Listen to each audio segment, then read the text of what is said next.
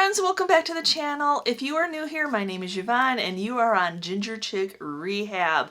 On this channel, I take secondhand finds along with my husband Chris that sometimes makes an appearance, and we share the process with you all of how we make over, give new life to these secondhand thrifted items. Now in today's video, it is rust inspired. There is just something about that rusty patina that just has my heart. So if you are not a fan of rust, you may want to not watch this video. But I absolutely love trying out different techniques. I think I have almost tried them all. This butterfly is pretty amazing in itself, that the piece of glass underneath it has that rainbow effect. But I am actually able to remove the glass and give it my own little ginger chick twist.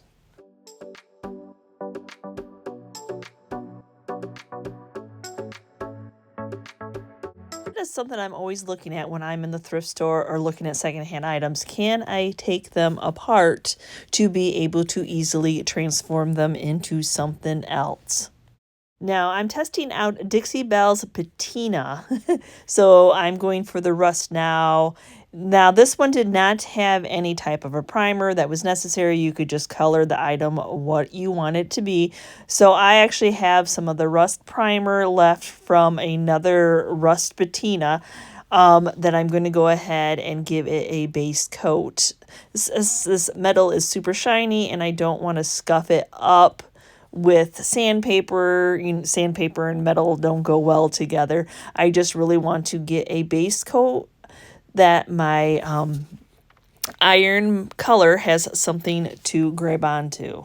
Now I'm choosing to use a pouncer from the Dollar Tree store only because rust has a texture to it, so I think it'll give that bumpy texture that the rust actually leaves behind. So when I'm applying the iron coat, the black iron coat, I'm doing the same thing. Now I did 2 coats of primer to make sure that I completely covered, and I'm going to go in with 2 coats of this iron patina. It comes in different colors.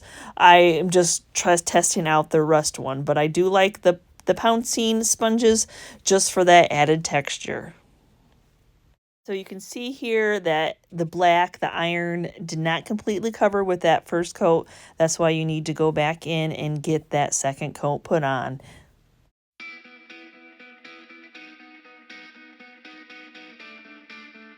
Here's where the fun is going to start to happen. So I got the green patina spray, which will give it that red rust look. Now my paint is completely dry and I'm just misting it on. So I'm just misting it on, and then you just have to wait for time.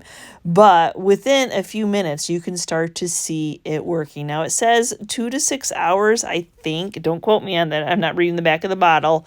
But, and you can mist it again if you feel the need to help it along or to get any of the areas that you did not get it. But oh my goodness, it is fun. This is probably an hour of me watching it. Into the 2-hour mark, it really starts to change. I just thought it was fun to share with you the final results. So in 2 hours, I got what I was looking for. And then I want to add a little bit more depth to what I've done here. So I'm actually going in with Jolie's black wax, just a dry brush, very little of the wax on, and I'm just letting it hit all the edges. And that's really going to pounce that rust out and really make it seem like it's really got that aged rust effect.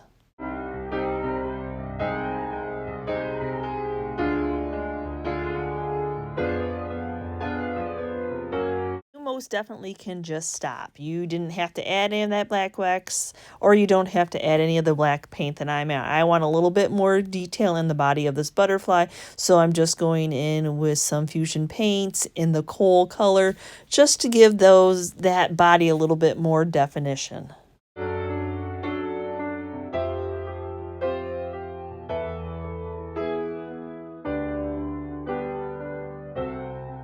And I'm going to go ahead and use some weather defense, some metal spray to seal everything all in.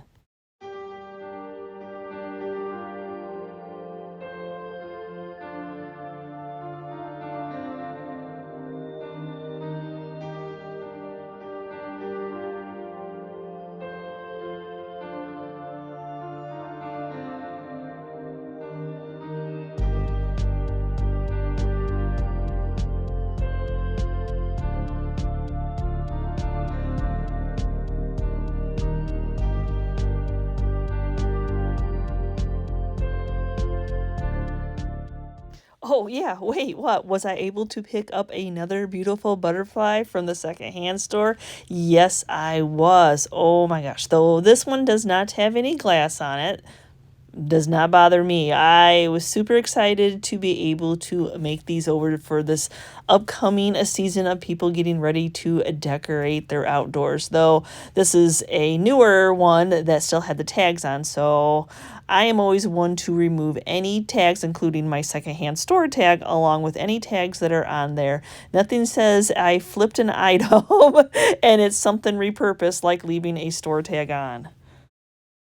The thing I didn't share with you in the first video is, yes, I did clean the item. So I am actually using a crud cutter product, just a degreaser, something to get that metal nice and clean, give that new paint something to grab onto. You don't want any residue, anything that will prevent your paint from sticking. This piece is super shiny, as you can see. So I'm actually going to go ahead and give it a base coat of my enamelware paint. And this is, I thought it would actually maybe look a little bit more galvanized. So, but it's a little bit on the shiny side, and it's a little bit more mirror. It's one that I had that I accidentally picked up that I meant to get a gray, but it is a great time to start using it up. Just something to get that really shiny, so when I go to put the other paints on top of it, it has something to grab onto. And I really like this rust color only because it's a rust color and I'm trying to make the item rust. So as I said, that paint gives it that metal super shiny look, and so then I'm just going to go over it with this 2 coats of this primer red. I think you could use whatever paint you wanted to, a brown paint, a brownish red paint. You can mix paints together, just something to give it that base color. I actually think that you could have actually done just plain black also, just something to give it a base color. Now I'm going to go back in and I'm going to give it 2 coats of the iron paint, which is a blackish gray color. Now, I didn't completely cover with my primer. My thought was like I could maybe make some of that look like aged galvanized. So I'm just testing out. It's just fun as a crafter, just testing out new techniques and to see what works. I do know that I love using the sponge dabber technique only because it gives it that nice texture, and it really does flatten out, so it's not like puffing up or anything.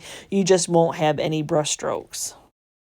I guess if you wanted to, you could try the 1 coat, but I think I really need that 2nd coat. You can see a lot of the underneath color, you can see a lot of the rust color, and maybe or maybe not it would work out, but I don't want to waste my time or waste product by not doing that in completely covering. The spray and the iron paint work together, so I think it is a must to probably do your 2 coats.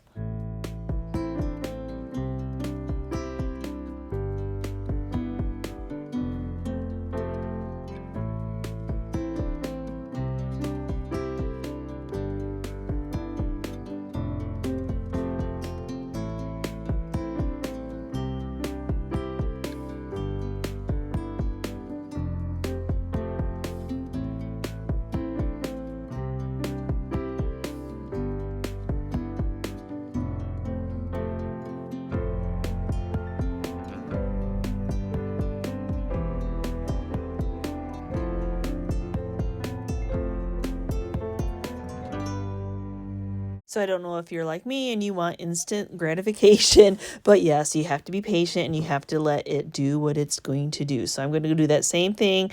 I just want to make the details pop a little more with some of that Jolie's black wax, just very gingerly letting my waxing brush with a little bit of that wax on just touch those details. Again, it's not a step that you have to do, the wax or even a little bit of this black paint, just to bring out a little bit more of the details, really give it that aged look.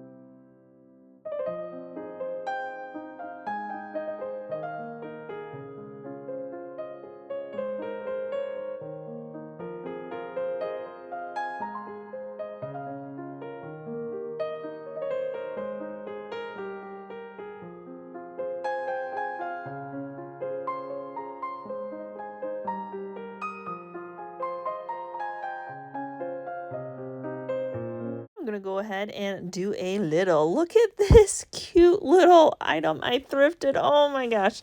So it's a little bird underneath a shower that you can sit a little plant on. Oh my goodness.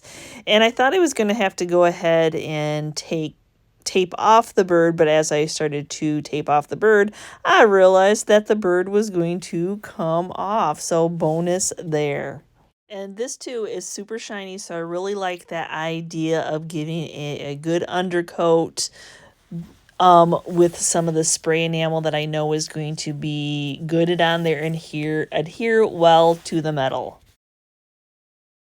Now for this piece, I want to do all the sides. So I'm going to go ahead and I'm going to start off with the bottom areas that you can't see, and I'm not going to let it dry. I'm just going to keep on working on the whole piece so that I'm not wasting time waiting for paint to dry. I'll just try to do the underneath and do that top also.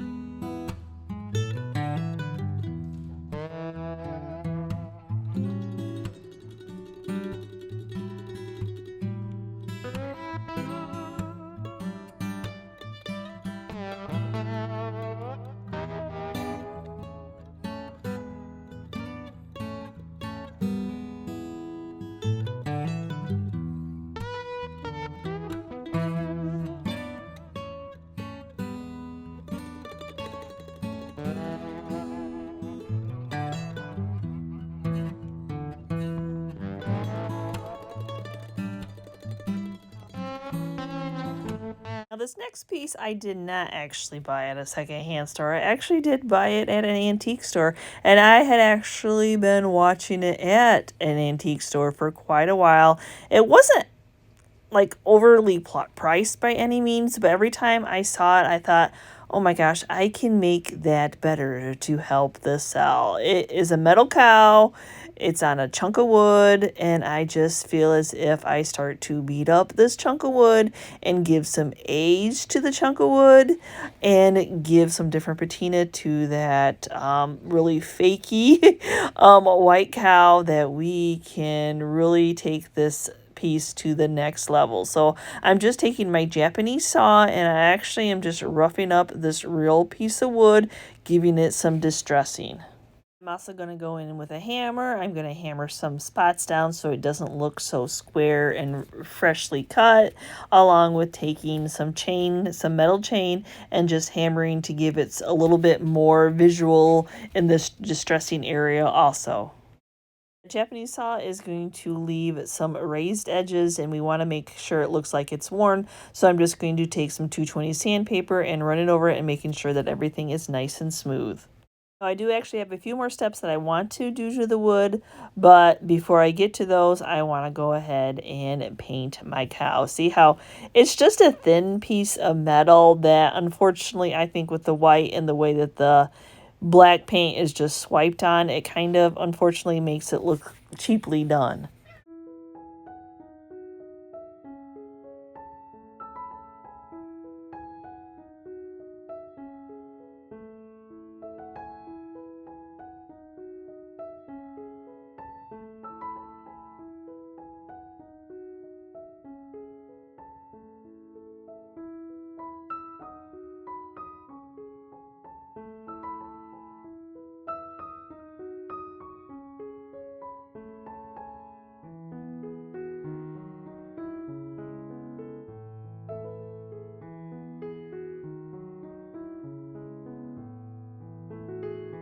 Now this one's a little bit interesting because I'm doing two sides at the same time. Now painting it was easy, and then now I have the spray, so I'm really trying to lightly mist it and go back over it so I don't get I don't actually even mind if I get the running in the creases. I'd really like it to be runny, but I don't want to have so much run that it just is pooling at the bottom. But oh my gosh, this one is just doing that patina just absolutely gorgeous.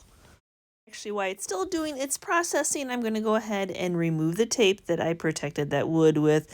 It's still processing, but I thought, you know what, I think I can finish the bottom while it's still slightly wet. It may not look wet, but it's still wet.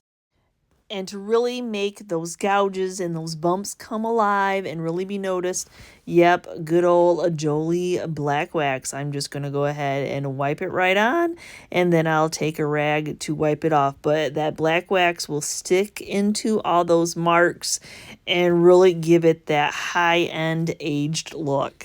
And yep, I am just a fan of adding that black to this rust patina and on the shadowing on the edges. I really think it completes the rusty crusty look and gives it that detail that it needs.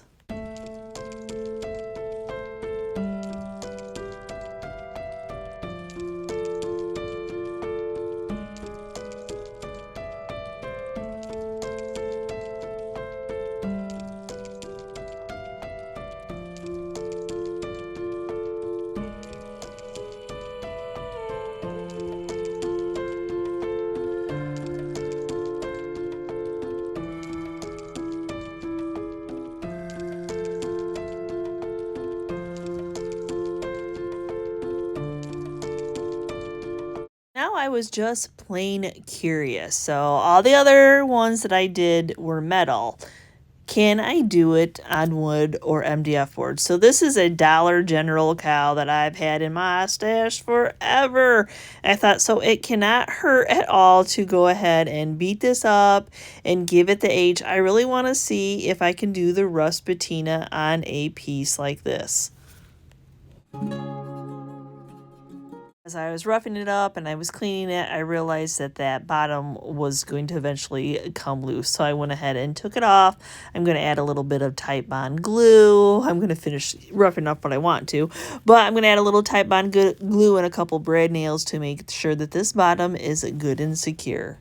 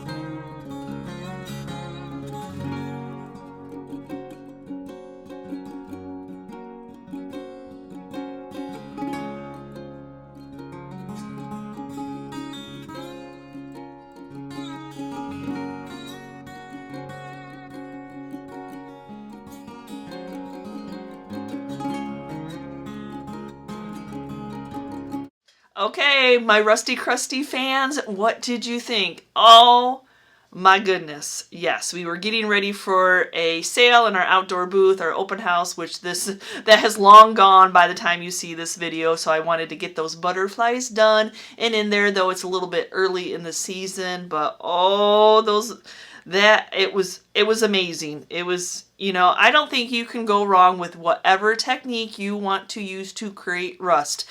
I just have fun at trying them all, and I love the Dixie Belle. I'll probably try some of that turquoise patina here soon. Yes, that just had me inspired. Oh my gosh, yes. The process, you know, the hardest part of a patina is waiting for it to work. You know, being the patient, you know, I'm constantly over there checking like, are you doing something? Are you doing something? Are you doing something? But yes, I love the butterflies. I love that little planter with that little bird. And the cow. Oh my goodness, that cow, you all. That went from an item that I watched at a antique store for $17, y'all. For $17, I watched that sit there for months, and I finally looked at Chris and I'm like, it's coming home with us. I am going to make this over. I'm going to give it the look that it deserves. And wow, now it definitely looks like a high-end piece that I can probably ask $75 for easily. That aged wood effect, that rusty crusty on it is just absolutely gorgeous. So sometimes, yes, you look at those pieces and you think, I can do a little bit better. I can make you look a little bit better, make you shine. Now, I just tested out that wood piece. It's okay. I wish when I was gluing the bottom part back on that I would have found a piece of wood to put it on instead of putting it on that, just keeping it on the base that it was, the MDF board. I think that would have made it a little bit better. But, you know, sometimes you're just working along, you're getting your projects done, and the inspiration hits you after you're done with it. That's how it happens. So, again, you guys, give me a quick comment down below. Are you a Rusty Crusty fan? Do you love trying all the different patinas that are out there, the different techniques to use them to achieve the look you're looking for?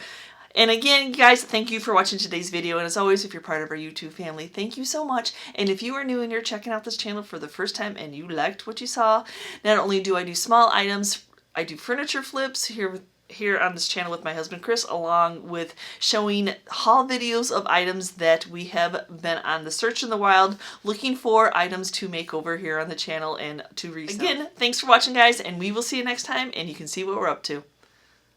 Bye!